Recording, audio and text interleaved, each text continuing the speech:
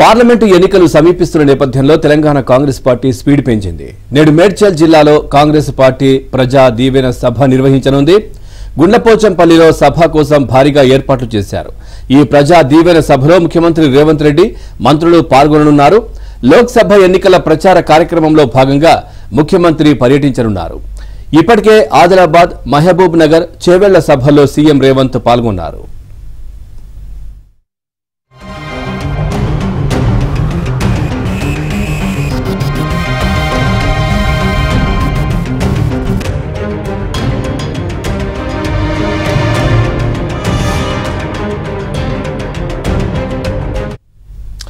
ఇక పార్లమెంటు ఎన్నికలు సమీపిస్తున్న నేపథ్యంలో తెలంగాణ కాంగ్రెస్ పార్టీ స్పీడ్ పెంచింది. నేడు మేడ్చల్ జిల్లాలో కాంగ్రెస్ పార్టీ ప్రజా దీవెన సభ నిర్వహించనుంది. దీనికి సంబంధించి మరింత సమాచారాన్ని మా కరెస్పాండెంట్ సిద్ధార్థ్ అందిస్తారు.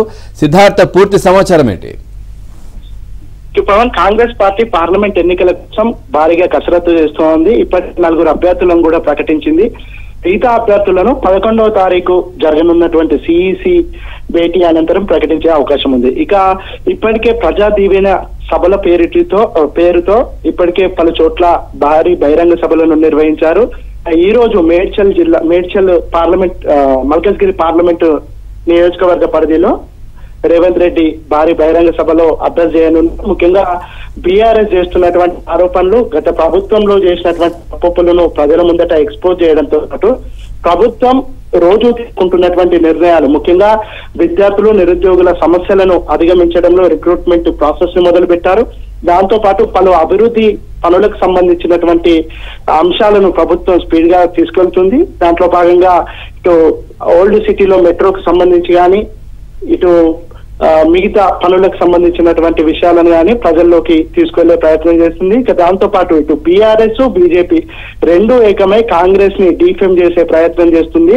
ఈ విషయాలని ప్రజలకు చెప్పే ప్రయత్నం ఈ రోజు రేవంత్ రెడ్డి చెప్తారు. ఇక దాంతో పాటు ప్రభుత్వం ఏర్పాటైనప్పటి నుంచి రేవంత్ రెడ్డిపై, ప్రభుత్వంపై జరుగుతున్నటువంటి ప్రచారాలు, ముఖ్యంగా విమర్శలు, వాళ్ళు చేస్తున్నటువంటి దాడి, వీటన్నింటినీ తిప్పికొట్టే ప్రయత్నం కూడా రేవంత్ రెడ్డి ఈ రోజు చేయబోతారు. ఈ రోజు సాయంత్రం 4 గంటలకు ఎల్బీ నగర్ సమీపంలోని బైరమల్గూడ ఫ్లైఓవర్ ప్రారంభోత్సవం ఉంటుంది. దాని తర్వాత సాయంత్రం 5 గంటలకు 44 జాతీయ రహదారి పారడైజ్ జంక్షన్ నుండి బోయిన్పల్లి మీదుగా ఎలివేటెడ్ డబుల్ డెక్కర్ కారిడార్ నిర్మాణానికి కళ్ళకోయ వద్ద భూమి పూజ ఉంటుంది. దాని అనంతరం ప్రజా దీవెన సభ, పార్టీకి సంబంధించినటువంటి బహిరంగ సభ ఉంటుంది. ఈ సభకు కాంగ్రెస్ పార్టీకి సంబంధించినటువంటి నేతలు, ముఖ్యంగా మల్కజ్గిరి పార్లమెంట్ కి సంబంధించినటువంటి నేతలందరూ పాల్గొంటారు. ఇప్పటి వరకు మల్కజ్గిరిలో ఎవరు పోటీ చేస్తారనే అంశానికి సంబంధించి ఒక క్లారిటీ రాలేదు.